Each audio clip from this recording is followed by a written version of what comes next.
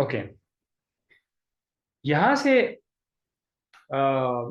Light का सबसे पहले जिक्र है। और लाइट आपको पता है कि फोटोसिंथेसिस में इसका बहुत बड़ा किरदार है। फोटोसिंथेसिस में रोशनी को कैच करने के लिए प्लांट के अंदर कोई मैकेनिज्म है, प्लांट के अंदर कोई निजाम है जो सूरज की रोशनी को कैच करते हैं। अब वो प्लांट के सेल के अंदर उसके लिए पिगमेंट्स आते हैं, पिगमेंट्स। और पिगमेंट्स आपके जहन में होने चाहिए दो नाम, क्लोरोफिल्स। क्लोरोफिल्स, ठीक है, एक नहीं है, बहुत सारे। क्लोरोफिल्स एंड कैरोटीनाइड्स, ये दो नाम आप याद रखेंगे। अच्छा, कैरोटीनाइड के बारे में आपने सबसे पहले ये याद रखना है कि कैरोटीनाइड का अपना कलर कौन सा है। अपना कलर, इसका जो अपना कलर है, ठीक है, इट्स ओन कलर, वो कुछ और है। कैरोटीनाइड का अपना जाती कलर कुछ और है।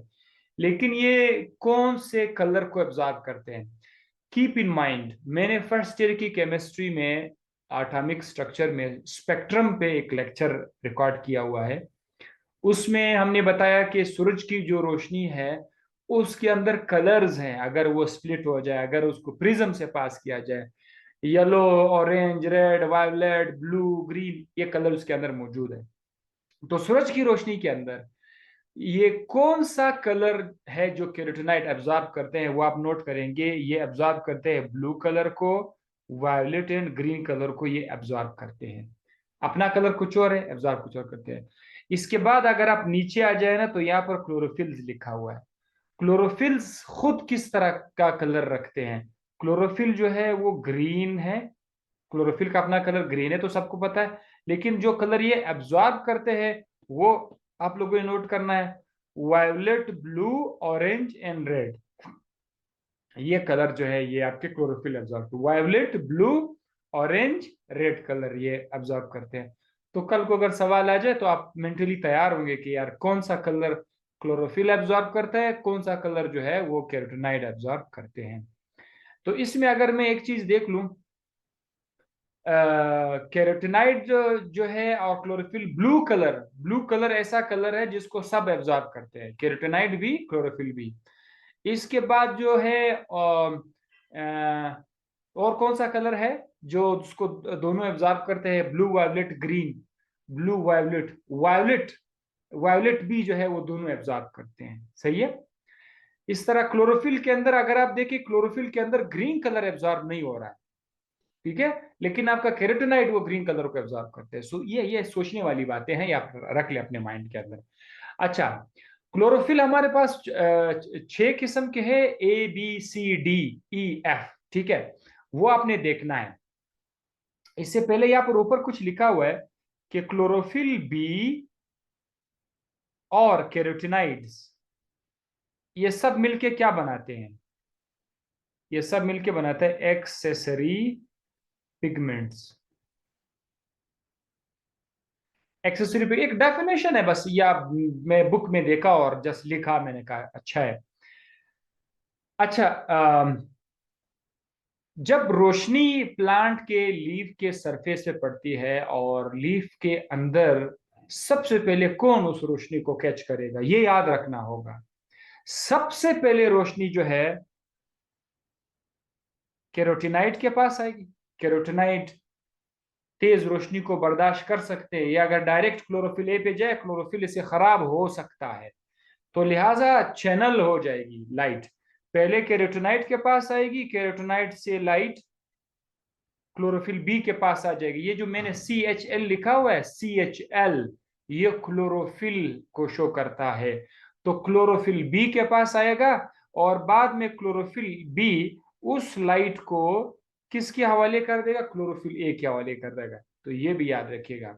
नीचे आप देख सकते हैं, यहां पर आपके पास 6 किस्म के क्लोरोफिल है, ABCDEF। ए और बी प्लांट के अंदर मौजूद है, और आज हम इसको और भी डिस्कस करेंगे कि क्लोरोफिल ए और बी में क्या फर्क है, किस तरह से है। सी और डी जो है ये एलजी के अंदर मौजूद है। लेकिन कीप इन माइंड, एलजी में से मुख्तलिफ किस्म के एलजी है, उसमें से एक एलजी है ग्रीन एलजी, वो एक्सेप्शनल केस है। उस ग्रीन एलजी में क्लोरोफिल ए और बी दोनों मौजूद है। यानी जो क्लोरोफिल प्लांट के अंदर मौजूद है वो इसके अंदर भी मौजूद है। तो ओवरऑल अगर देखा जाए तो एलजी का जो खानदान है, एलजी चूंकि इसमें ग्रीन एलजी भी आ रहा है, तो उनके अंदर 4 किस्म के क्लोरोफिल आ गए, A B C and D. ठीक है। अब आते हैं बैक्टीरिया के अंदर। बैक्टीरिया के अंदर जो है 2 तरह का क्लोरोफिल है, ई एंड एफ। नेक्स्ट, टमाटर सबने देखा है, रोजाना आप लोग सालन में इस्तेमाल करते हैं। टमाटर का कलर और जो मिर्च है जब वो रेड हो जाते हैं, तो ये कलर किस वजह से है कि आपको मालूम है? ये कलर कैरोटीनाइड्स की वजह से, उसके अंदर कैरोटीन होते हैं। ठीक है, ये पॉइंट। कैरोटीन का फार्मूला क्या है? कैरोटीन का फार्मूला जरा आप लोग नोट कर लीजिए, 640H56, 40 कार्बन 56 हाइड्रोजन, ये उसका फार्मूला है कैरोटीन का। कैरोटीन क्या है? रेड टू ऑरेंज, सुर्ख से लेकर ऑरेंज तक ये इनके कलर्स होते हैं। यहाँ पर कैरोटीन्स के बारे में, सिर्फ कैरोटीन के बारे में बात हो रही। कैरोटीनाइड्स एक बहुत बड़ा ग्रुप है, उसके अंदर कैरोटीन, खासकर कैरोटीन, फिर वो जो है ये उसका अपना कलर है रेड टू ऑरेंज, इसीलिए तो हमने टोमेटो से स्टार्ट किया हुआ है। अच्छा, विटामिन ए बजाते खुद एक बड़ा मशहूर कैरोटीन है। विटामिन ए जो विजन में हेल्प देते हैं, स्किन को ठीक करने में मदद देते हैं, विटामिन ए के अंदर खुद भी नहीं, कैरोटीन विटामिन ए से बना हुआ है। अगर कभी कोई कहता है कि प्लांट के अंदर प्लांट से हमें विटामिन मिल सकते हैं, तो इसका जवाब बिल्कुल सही है कि प्लांट से आपको विटामिन मिल सकते हैं। हालांकि vitamin A fat soluble vitamin है, तो अक्सर ये फैटी जगहों पर से मिलना चाहिए, लेकिन प्लांट से आपको विटामिन ए मिल सकता है। मैं आपको एक मिसाल बताता हूँ, कैरेट, गाजर, कैरेट, कैरेट गाजर के अंदर विटामिन ए मौजूद है। कैसे? गाजर के अंदर कैरोटीन मौजूद है। इसीलिए तो लोग कहते हैं कि जो लोग कैरोटीन खाते हैं वो जो है उनके आईज का जो विजन है वो अच्छा होता है। चले, अच्छा, उसके बाद एक और पिगमेंट भी है जेंथोफिल के नाम से। जेंथोफिल, यहां से देख सकते हैं आप, जेंथोफिल, XANTHOPHYL, जेंथोफिल। जेंथोफिल क्या है? वही कैरोटीन जो आपने सुना था ऊपर, उसी कैरोटीन के अंदर अगर एक ऑक्सीजन, 2 ऑक्सीजन ऐड हो जाए, ऑक्सीडाइज हो जाए, तो बस कैरोटीन का नाम हो जाएगा जेंथोफिल।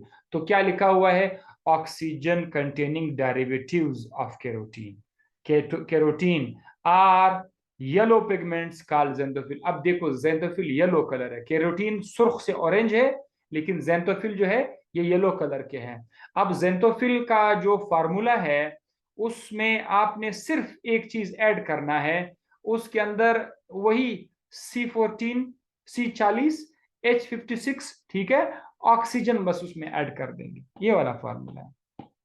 ये जेंथोफिल के नीचे ये जो आप देख रहे हैं, ये फार्मूला है, C40H56O2, 2 ऑक्सीजन आ गए बस। अच्छा जनाब, अब आते हैं क्लोरोफिल ए और क्लोरोफिल बी की तरफ। क्लोरोफिल ए और क्लोरोफिल बी में फर्क क्या है? क्लोरोफिल ए और बी में फार्मूला तकरीबन तकरीबन सेम है, फर्क सिर्फ हाइड्रोजन और ऑक्सीजन का है। क्लोरोफिल ए में 55 कार्बन है, हाइड्रोजन 72 हाइड्रोजन है, बाकी 5 ऑक्सीजन है, 4 नाइट्रोजन है और 1 मैग्नीशियम है। जबकि क्लोरोफिल बी में 55 कार्बन है, हाइड्रोजन जो है वो 70 हाइड्रोजन है, बस इतना फर्क आ रहा है। उसमें 72 है, क्लोरोफिल बी में 70 है। जबकि क्लोरोफिल ए में 5 ऑक्सीजन है, क्लोरोफिल बी में 6 ऑक्सीजन है।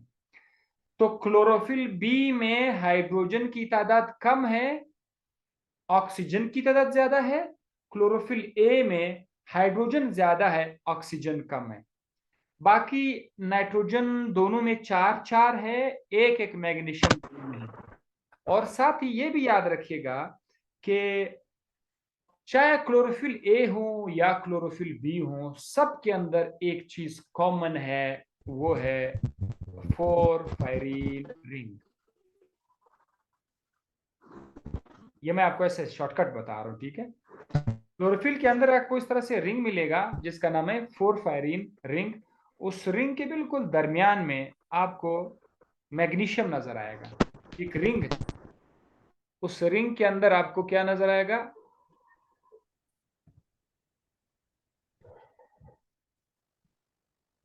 उस रिंग के अंदर आपको मैग्नीशियम नजर आएगा। तो ये पूरा रिंग जो है ये पोरफायरिन रिंग इसको कहते हैं। बाकी नीचे जो है, नीचे उसका टेल होगा। ये पूरा उसमें कार्बन कार्बन का एक लंबा सा टेल होगा। अच्छा, अब अगर देखा जाए ना कि क्लोरोफिल का जो शक्ल है, क्लोरोफिल ए या बी जो भी हो, उसका जो शक्ल है वो इंसान के खून के अंदर जो हेमोग्लोबिन है उसके साथ बहुत ज्यादा मैच करता है।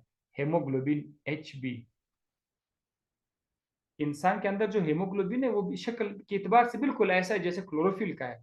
बस फर्क इतना है कि इंसान के केस में वहां पर पोरफायरिन के अंदर आयरन लगा हुआ है, मैग्नीशियम की जगह आयरन लगा हुआ है, बस इतना सा फर्क है। ठीक है, ये बात हो गई। अब क्लोरोफिल ए और क्लोरोफिल बी के दरमियान एक और फर्क भी है। क्लोरोफिल ए में मिथाइल ग्रुप मौजूद है। क्या मौजूद है? मिथाइल ग्रुप मौजूद है। क्लोरोफिल ए में मिथाइल ग्रुप मौजूद है। क्लोरोफिल बी में मिथाइल की जगह, बिल्कुल जहां मिथाइल है उसकी जगह एल्डिहाइड ग्रुप है, एल्डिहाइड ग्रुप है। ये पॉइंट्स आपके माइंड में आते रहे होंगे और आप नोट कर रहे होंगे। बिल्कुल आप स्क्रीनशॉट भी ले सकते हैं। सबसे बेस्ट ये है कि आप इसका स्क्रीनशॉट ले लें ताकि ग्रुप में फिर ये मुझे शेयर करने की जरूरत ना पड़े। और शायद अगर कलीम भी अगर ये स्क्रीनशॉट ले ले आज के लिए तो ज्यादा बेहतर होगा। कोई आप में से कोई ऐसा स्टूडेंट जो इन तमाम के तमाम 20 स्लाइड्स हैं इनकी स्क्रीनशॉट लेकर, मिसाल के तौर पर अभी ये तकरीबन ये स्लाइड यहाँ से खत्म होने वाला है, तो आप इसकी स्क्रीनशॉट ले ले ताकि इसको फिर ग्रुप में शेयर किया जा सके। तो मैं किसी स्टूडेंट से फिर ले लेता हूँ, आप में से सारे लोग जो है ये स्क्रीनशॉट लिया करें। तो इसका आपने स्क्रीनशॉट लिया होगा। हम आगे की तरफ जाते हैं। Absorption spectrum. सूरज की रोशनी को क्लोरोफिल एब्जॉर्ब करते हैं, कैरोटीनॉइड्स भी एब्जॉर्ब करते हैं, ये आप सबको पता है। लेकिन आज मैंने आपको ये बताना है कि सूरज की रोशनी के अंदर जो कलर्स है, हर कलर का अपना वेवलेंथ है। मिसाल के तौर पर जो विजिबल लाइट है, लाइट के अंदर एक विजिबल पार्ट भी है, बाकी सारे के सारे नजर नहीं आते। इंफ्रारेड है, गामा रेज है, अल्ट्रावायलेट रेज है, रेडियो वेव्स है। केमिस्ट्री के चैप्टर के लिए उसमें मैंने बाकायदा बड़ा जबरदस्त वो किया हुआ है स्पेक्ट्रम पर। तो सूरज की रोशनी के अंदर वो रोशनी जिसका वेवलेंथ 400 से 400 नैनोमीटर से 400 नैनोमीटर से स्टार्ट होके 700 पे जाके खत्म हो जाए, 700 के आसपास, तो फिर इसको विजिबल स्पेक्ट्रम कहा जाता है। अब सवाल ये है कि आपका chlorophyll A, chlorophyll B, carotenoids, इसमें से कौन सा वेवलेंथ पिक करते हैं, कौन सा? तो आपने ये वैल्यूज याद रखने हैं। वैल्यूज आपकी किताब में थोड़े बहुत आगे पीछे हो सकते हैं लेकिन वो मार्जिन आपको याद रहेगा इंशाल्लाह। देखिए, कैरोटीनॉइड्स जो रोशनी एब्जॉर्ब करते हैं 430 से लेकर 470 के दरमियान में है। कैरोटीनॉइड्स कौन सा कलर एब्जॉर्ब करते हैं? 430 से लेकर 470 तक ये उसको एब्जॉर्ब कर सकती है। ठीक है, इतना सा हो गया। राइट। और क्लोरोफिल ए जो है उसका रेंज क्या है? अच्छा, कैरोटीनॉइड्स का जो रेंज है ना, कैरोटीनॉइड्स का वो इस रेंज में 430 470, यहां से यहां से बस यहां पर उसका रेंज है। और कैरोटीनॉइड्स बाकी जगहों में जाकर आपको नजर नहीं आएगा कैरोटीनॉइड्स।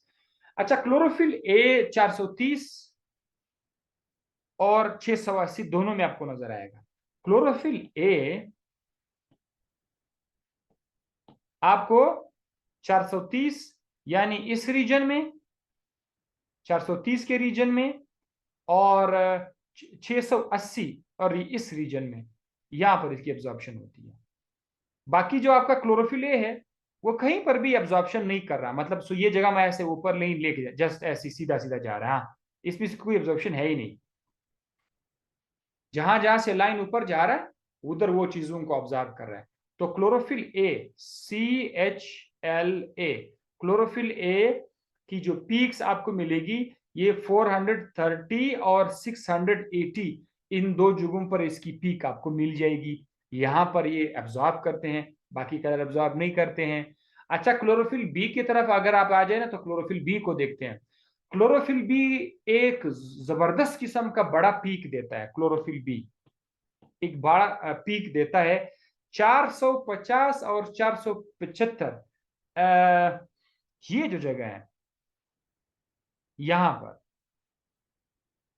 यहां पर जो आपका क्लोरोफिल बी है ये इधर बहुत बड़ा सा पीक देता है। उसके बाद फिर ये कोई खास पीक नहीं देता, आगे जाकर ये 640 और 650 के रेंज में यहां पर फिर से एक छोटा सा पीक दे देता है। तो ये रेंज आपको मैंने बता दिया कि क्लोरोफिल ए जो है वो मैक्सिमम पीक जो है वो कहाँ पे दे रहा है और आम पीक जो है वो कहाँ पे दे रहा है।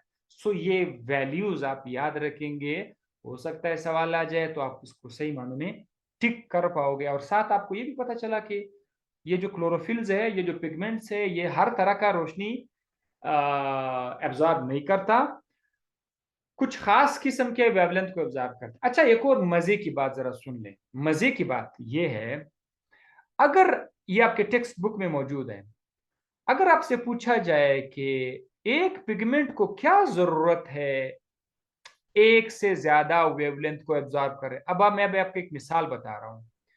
आपका क्लोरोफिल ए 400 पे भी एब्जॉर्प्शन कर रहा है, 430 भी एब्जॉर्प्शन कर रहा है, और वो देखो 680 पे भी एब्जॉर्प्शन कर रहा है। क्यों?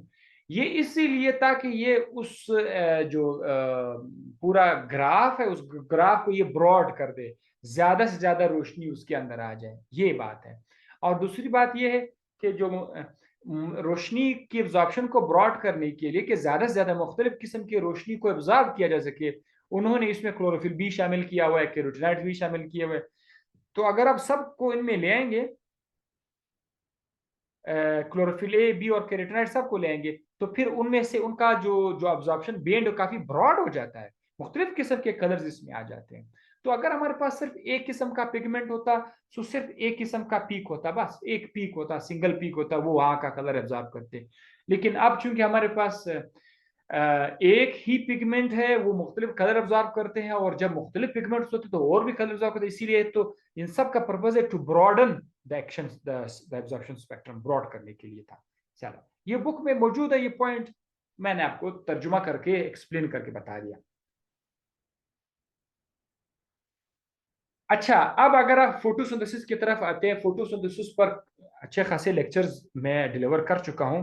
अगर आप देखिए लीफ के अंदर, ये आपका लीफ है, इस लीफ के अंदर सेल्स हैं। तो हम क्या करेंगे, इस लीफ से एक सेल उठाएंगे, एक सेल, उस सेल के अंदर काफी कुछ है, लेकिन उस सेल के अंदर हमारे पास एक चीज है, क्लोरोप्लास्ट। Chloroplast, chloroplast.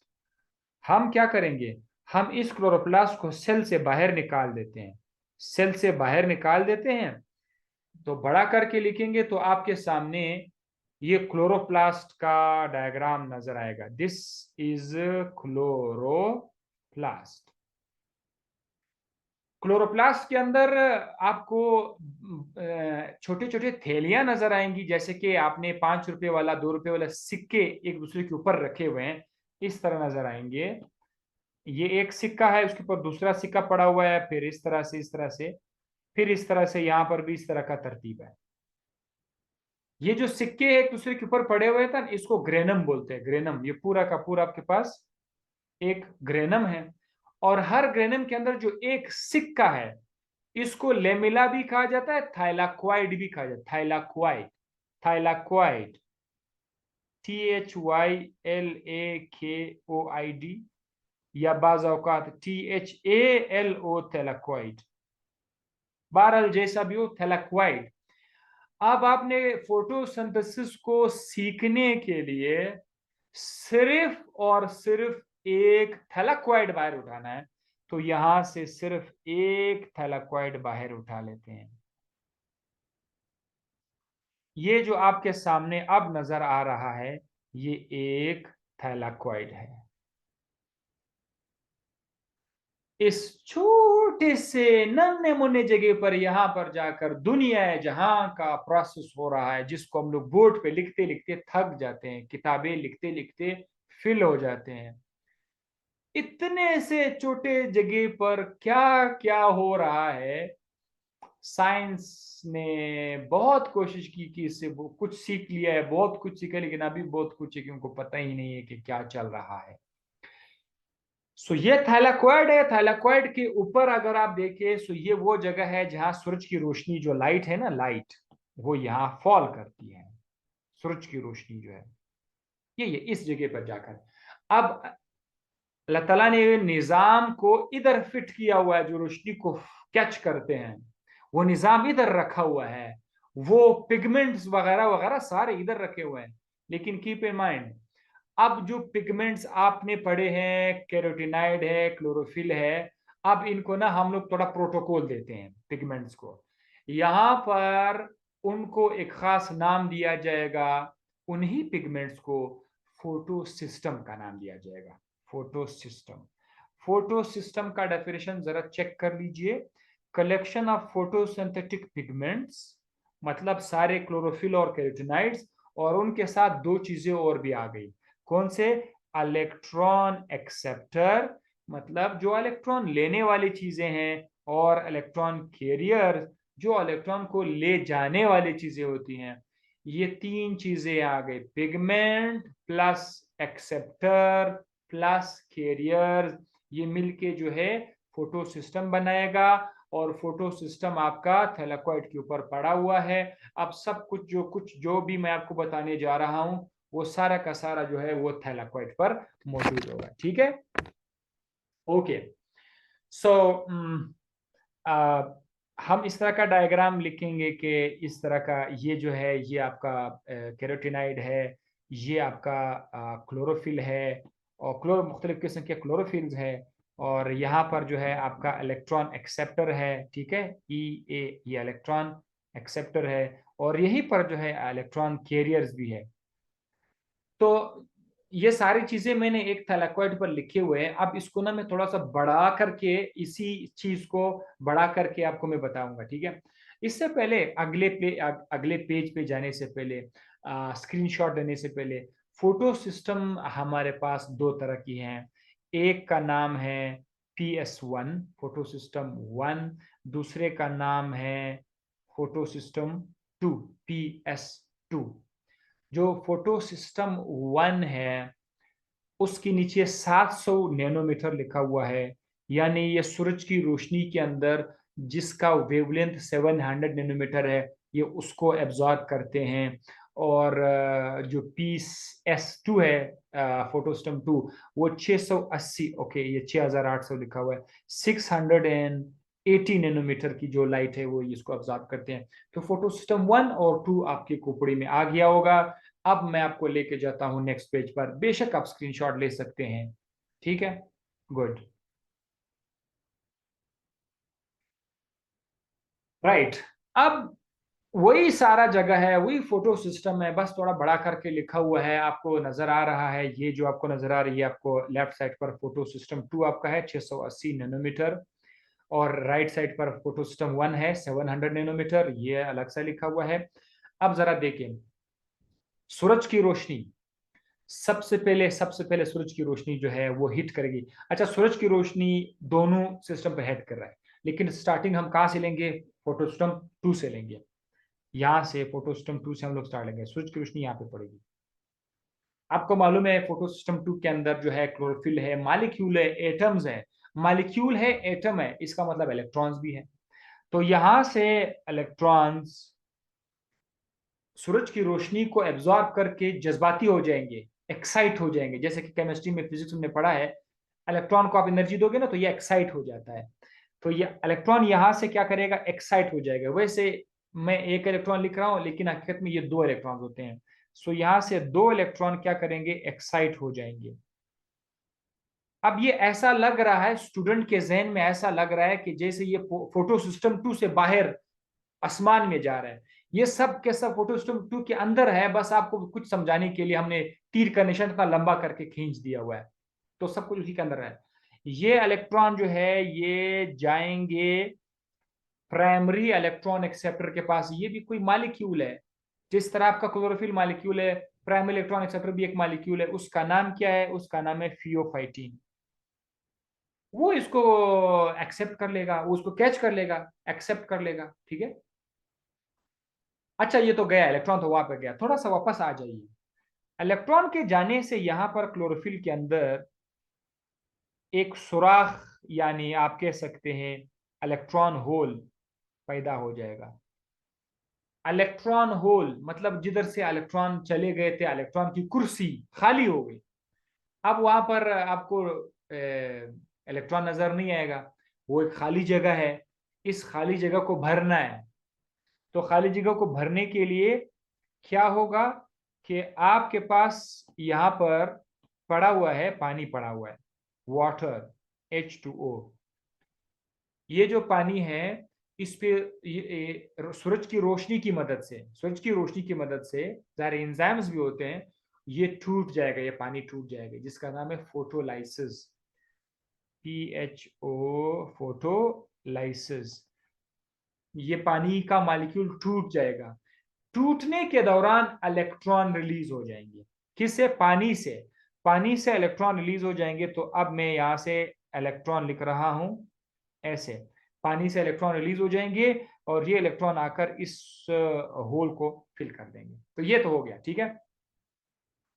अच्छा, अब मैंने नीचे कुछ और भी लिखा हुआ है, कुछ और भी मैंने लिखा हुआ है। वो ये है कि अगर आप यहां से देखिए पानी किस तरह टूटता है। पानी H2O अपने आप को हाइड्रोजन प्लस में और OH आयन में और साथ ही साथ इलेक्ट्रॉन में, जब पानी टूटता है तो उसके अंदर हाइड्रोजन आयन आएगा और OH होगा, साथ ही साथ उसमें इलेक्ट्रॉन भी होंगे, ठीक है। ये एक इलेक्ट्रॉन यहां से आपको मिला। एक वाटर का मॉलिक्यूल अगर टूटेगा तो आपको एक H और एक OH मिलेगा। अगर आपके पास 4 पानी के मॉलिक्यूल टूट जाएंगे तो आपको कितने OH मिलेंगे, 4 OH मिलेंगे। तो यहां से आप देखें हमने कितना लिखा हुआ है, 4 OH आपको मिल जाएंगे। ये जो 4 OH है ये आपस में मिलेंगे, 4 OH आपस में मिलेंगे। हाइड्रोजन प्लस जो है वो बाद में इसका जिक्र आएगा, वो भी मैं बताऊंगा। हाइड्रोजन प्लस ये कहीं और पर है, लेकिन जो OH है वो आपस में कंबाइन होकर के पानी बनाएगा और उससे ऑक्सीजन गैस बनेगा। जो हम और आप ऑक्सीजन ले रहे हैं, सांस ले रहे हैं, ये ऑक्सीजन कहते हैं फोटोसिंथेसिस से आया।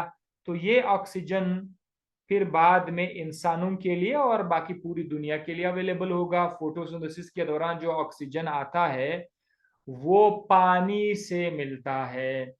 फोटोसिंथेसिस के दौरान जो ऑक्सीजन हमें मिला ये पानी से आया, ठीक है। चले अब वापस इलेक्ट्रॉन एक्सेप्टर पे जाते हैं।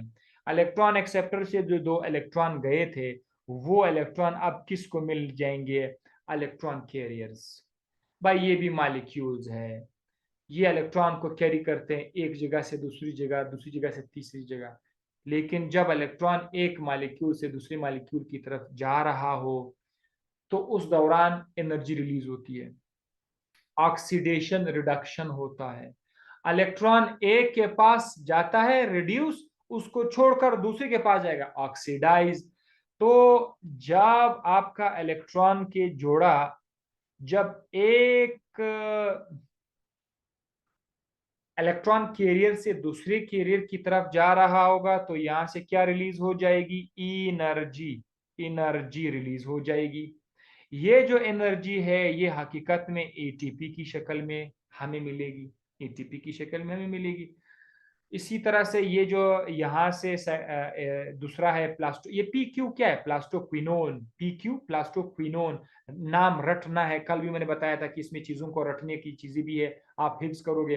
प्लास्टोक्विनोन है, साइटोक्रोम B और F है, और प्लास्टोसाइनिन है जिसमें कॉपर मौजूद है। ये चीजें जो है ये आपके कैरियर्स है। तो इलेक्ट्रॉन जब यहाँ से घूम रहे होते हैं, एक जगह से दूसरी जगह जा रहे होते हैं चेन की शक्ल में, यहाँ से एनर्जी रिलीज होती जाएगी और उस एनर्जी से आपको एटीपी मिल जाएगी। इस एटीपी को आप अभी याद रखिएगा, क्योंकि ये एटीपी आपको काम आएगा। किस चीज में काम आएगा? उसको केल्विन साइकिल में आपको काम आएगा। ठीक है। अच्छा, बहरहाल आखिरकार इलेक्ट्रॉन जो है वो वापस जो है आते आते आखिरकार इलेक्ट्रॉन आ जाते हैं, गिर जाते हैं किस चीज में? फोटो सिस्टम 1 में गिर जाते हैं। फोटो सिस्टम 1 में ये इलेक्ट्रॉन गिर जाते हैं। अब ये यहाँ पर क्या कर रहे हैं ये दो इलेक्ट्रॉन? भाई हकीकत में बात कुछ इस तरह से है कि सूरज की रोशनी तो फोटो सिस्टम 1 पे भी एक्ट करता है। तो जब सूरज की रोशनी फोटो सिस्टम 1 पे एक्ट करेगा तो यहाँ से दो इलेक्ट्रॉन जो है वो एक्साइट हो जाएंगे, प्राइमरी इलेक्ट्रॉन एक्सेप्टर के पास जाएंगे। जिस तरह वहां पर हुआ था 2 में, तो 1 में भी ऐसा ही हो रहा है। तो जो सुराख अब यहां पर बनेगा, होल, इलेक्ट्रॉन होल, उस होल को फिल करने के लिए ये वाले जो इलेक्ट्रॉन आ रहे हैं ये इसको ले लेंगे। ये इलेक्ट्रॉन जो दूर से सफर करते करते आ रहे हैं, इस होल में जाकर क्या करेंगे?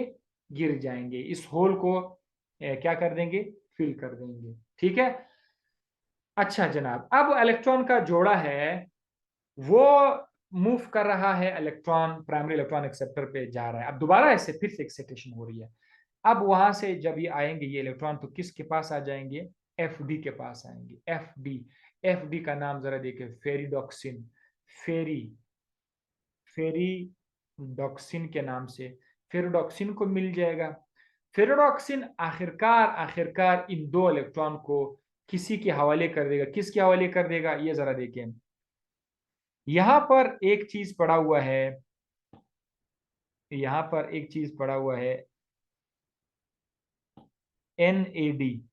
एन ए डी, ये फुल नाराज है। N A D, N A D plus या एन ए डी पी। ठीक है, प्लस। उसको उसके पास इलेक्ट्रॉन नहीं है।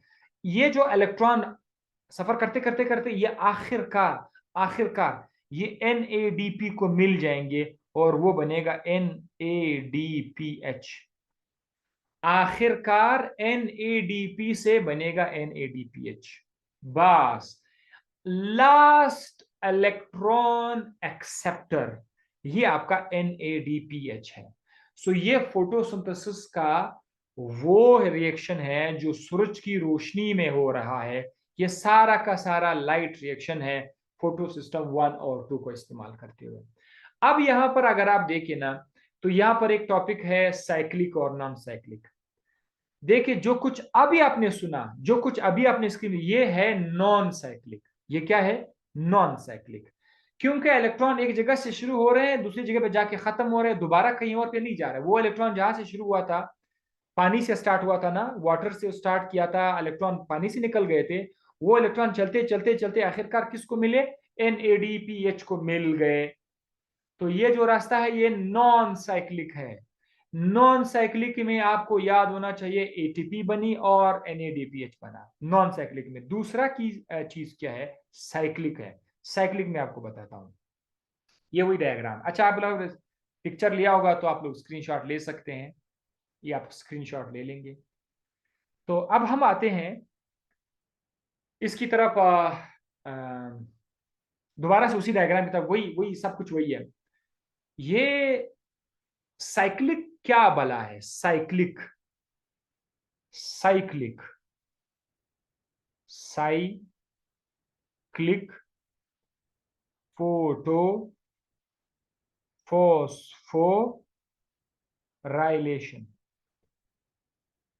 फोटो फॉस्फोराइलेशन का मतलब है सूरज की रोशनी की वजह से एटीपी का बना, और सब कुछ तो यही तो हो रहा है, एटीपी तो बन रहा है। साइक्लिक में बताता हूँ, नॉन साइक्लिक आपने कर लिया, नॉन साइक्लिक। साइक्लिक में जरा देखिए, साइक्लिक में जैसे कि आपको पता है कि नॉन साइक्लिक में जो पहले हो रहा था, यहां से इलेक्ट्रॉन यहां से इधर आ रहा था P2 से एक्साइट होकर के, फिर वो ट्रांसपोर्ट होते होते होते होते होते बिलाखिर जाकर P1 पे आ जाता था। सही है। और P1 से जाकर वो क्या करता था? वो दोबारा से एक्साइट होकर के फिर से एक्सेप्टर पर आ जाता, फिर वहां पर ये फिर रिडॉक्सिन को मिल जाता ना, ये रास्ता था ना ऐसा। ये तो आपका नॉन साइक्लिक है, ठीक है। अब मैं साइक्लिक बताता हूं। साइक्लिक में कलर चेंज करता हूं। साइक्लिक में क्या होता है, साइक्लिक में जो इलेक्ट्रॉन यहां पर आपके पास प्राइमरी इलेक्ट्रॉन एक्सेप्टर पे आ गए ना, ये इलेक्ट्रॉन बजाय एफडी के ये वहां नहीं जाएंगे, होता है सॉरी फेरेडॉक्सिन सॉरी, अब मैं आपके पास नहीं आऊंगा। अब वो इलेक्ट्रॉन जो P1 से एक्साइट हुए हैं, एक्सेप्टर पर आए हुए हैं, ये यहां से ना एक नया रास्ता बनाएंगे, ये यहां से चलते चलते इनको मिल जाएगा। ये जो आपका कैरियर्स है, कैरियर्स है, फोटोसिस्टम 2 नहीं, कैरियर्स के पास आएगा। कैरियर के पास वो इलेक्ट्रॉन आएंगे, फिर उनसे क्या होगा, वो फिर से उस तरह जंप लगाते लगाते आपको एटीपीज देना शुरू करेगा। फिर से यहाँ पर वो इलेक्ट्रॉन यहाँ आ जाएंगे, फिर से यहाँ से एक्सेप्टर पे जाएगा, फिर से यहाँ से कैरियर्स पर आकर फिर से एटीपी बना के फिर से आपका P1 पर आएगा। मतलब आप देख सकते हैं कि ये जो एक दायरा बनाया, उन्होंने एक साइकिल बनाया, प्राइमरी इलेक्ट्रॉन एक्सेप्टर से कैरियर, कैरियर से P1, P1 से एक्सेप्टर, एक्सेप्टर से कैरियर, कैरियर से P1, ये साइक्लिक बना। इस साइक्लिक में कोई NADH NADPH नहीं बना, सिर्फ और सिर्फ एटीपी बन रहा है। इसको कहते हैं साइक्लिक, और इसमें सिर्फ P1 इस्तेमाल हो रहा है, ठीक है। सो अब आप देखिए, मैंने कुछ पॉइंट लिखे हुए हैं यहां से। नॉन साइक्लिक के लिए आप जरा देखिए, नॉन साइक्लिक में, अच्छा हमारे पास 1 मिनट के बाद ये वीडियो खत्म हो जाएगी, मैं आपको दोबारा लिंक दूंगा, यहीं से स्टार्ट कर लेते हैं, सही है, no issue at all. So non cyclic में आप देख सकते हैं P2 और P1 दोनों इस्तेमाल हो रहे हैं, नंबर 1। नॉन साइक्लिक में ऑक्सीजन प्रोड्यूस हो रहा है, एटीपी आ रहा है और NADPH आ रहा है, keep in mind. Non cyclic में लास्ट इलेक्ट्रॉन एक्सेप्टर जो है वो NADPH है, दिमाग में रख दिए, लास्ट